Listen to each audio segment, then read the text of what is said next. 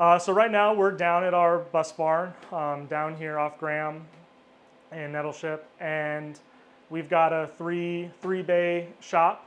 We've got about 26 buses currently, and we do just about everything in house here. So I'd say about 97% of our problems, if it breaks down, we come in and our guys do a fantastic job fixing it and getting it back out on the road so we can get students to class and whatnot.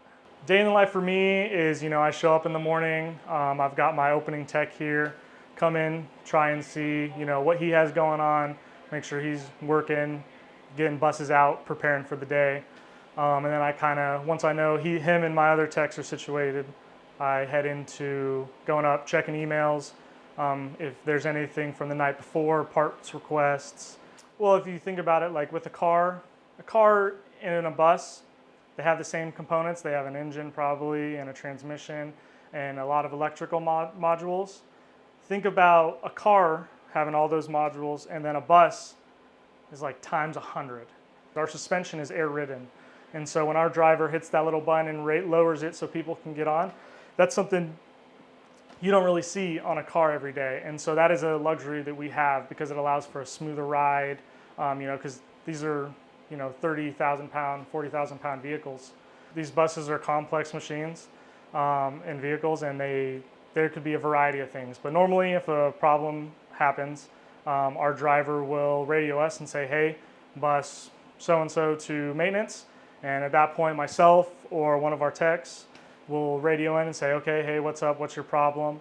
And at that point, we have awesome programs and online services that allow us to actually track data and see us from a computer what is actually wrong with that bus. You could have not a problem with your bus, but one sensor goes bad and it sets all that stuff off.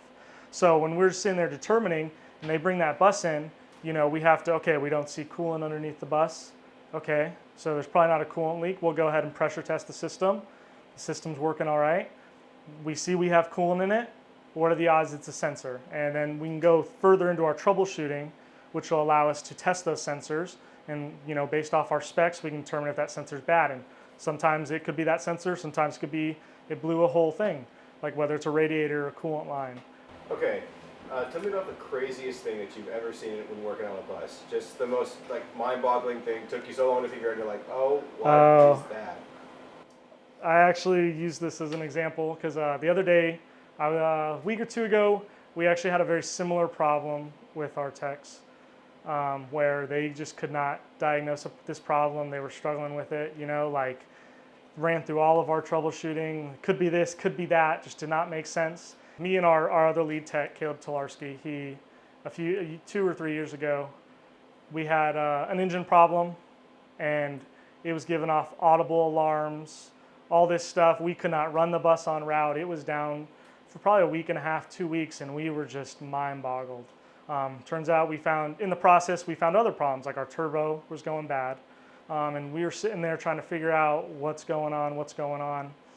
And little do we know, we take one little shake of our engine harness and all of a sudden our lights on the dash go away, no more. And we're like, what did we do? And we go look, we start pulling through that engine harness. You have the smallest, tiniest little bit of thread showing of wire, and it was grounding out, shorting the system. And I mean, I kid you not, like a millimeter, it shows we went through hours and hours of troubleshooting using every bit of knowledge we have, resources we had. You'll see it when you step on our bus. I mean, if you step on our bus and you feel like you're going to get to your destination, I hold my mechanics to a very high standard. Shirts tucked in, tools clean, shop clean. If you go and ride most of our buses, I would like to think most of our passengers will tell you, you don't get on a bus and it's not gross. It's not, you sit there and probably have a fairly comfortable ride. And a lot of that is the effort we put into what we do. My guys could very easily be in here working and leave grease and stuff all over everything. And, students are going to come in and be like, why is this bus smell bad, look bad? It's all about doing good work to make sure these buses are, one, running, but two, it's a representation of us. So if it's running well, that's one representation of us. And if it looks well inside, that shows that we're not making the mess and we're cleaning up after ourselves and we're putting pride in our work. Like I keep saying, we take a lot of pride in what we do, and we're trying to offer the best service. A lot of times now, mechanics are looked at as parts changers, but that's not true.